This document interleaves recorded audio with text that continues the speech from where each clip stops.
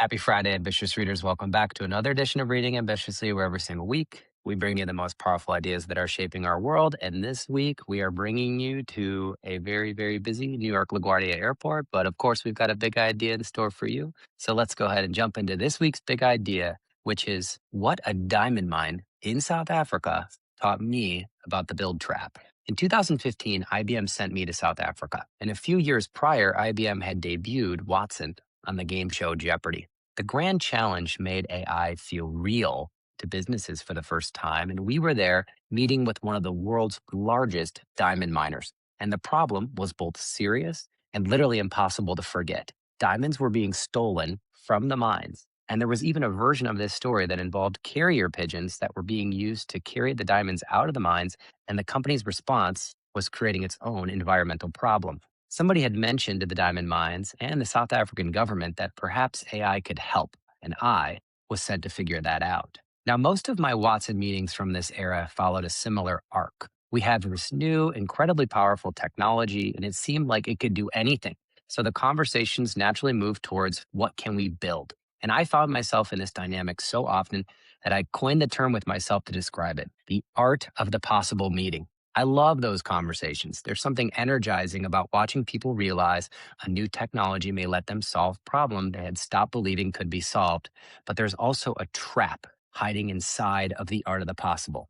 When the technology makes things more possible, the default question becomes whether we can build something. And it's a reasonable starting place, but it's also incomplete. The better questions are more practical. How important is this? What will it cost to get the outcome we want? How much control do we need? And who is going to own it after the demo works? Ultimately, the South African diamond mine decided on a multi-part solution that included biometric scans and a lightweight lie detector type assessment, because it turned out if that you showed up for work outside your normal baseline, you were more likely to commit a lapse of integrity. AI was part of a solution, but mostly just basic statistics. The lesson I took from that meeting was not that AI was overhyped. It was that possibility has to be paired with discipline. When a new technology expands what can be done, leaders have to get much clearer about what is worth doing. And I think this is part of the AI conversation we are entering right now. CEOs have given their teams the mandate to figure this out. They've given access. They've challenged people to experiment. And nobody wants to be the company that's watching this happen from the sidelines. And that's the right instinct. Companies should be experimenting with AI, but they should be learning what the tools can do. The risk is that a company can create a lot of visible activity without meaningfully improving the work. The old build trap was confusing, shipping more features with creating more value. The new build trap is confusing more AI usage with better outcomes. And AI makes the build trap more dangerous by making building feel cheaper. What once required a product manager, a designer, a few engineers, and a quarter of planning can now be prototyped in an afternoon. And it's really a miracle when you experience it, but it changes the management problem.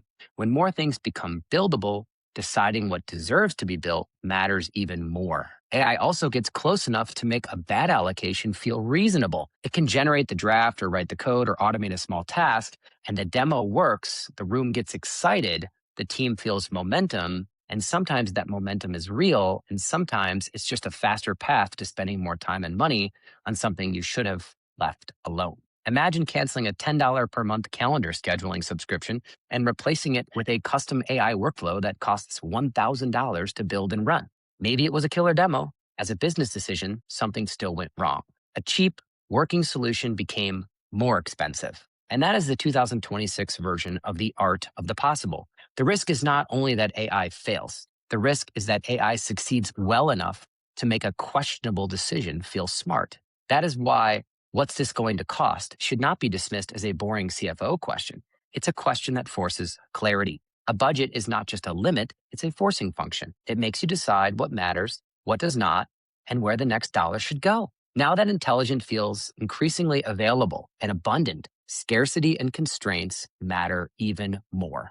And when everything feels buildable, the scarce resource is knowing what is worth building.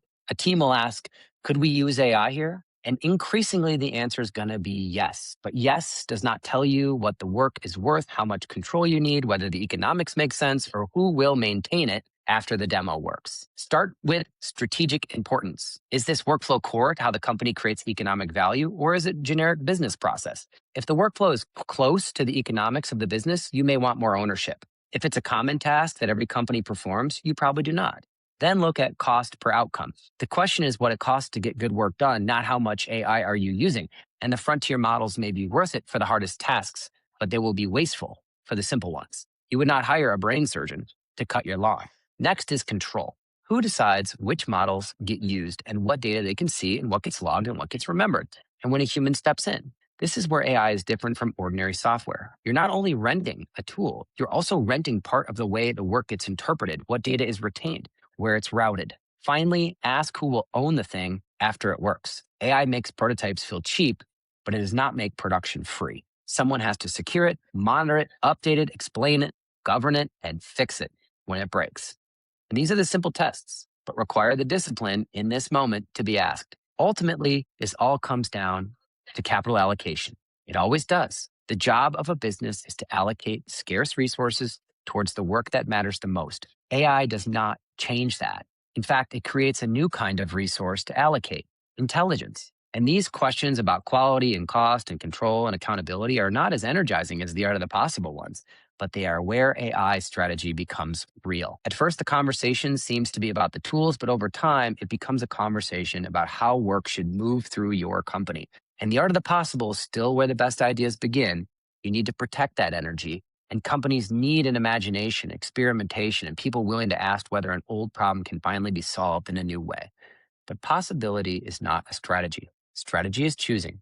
The goal is not to use the most AI, it's to know where AI is worth it. And this is what leaders have always had to do.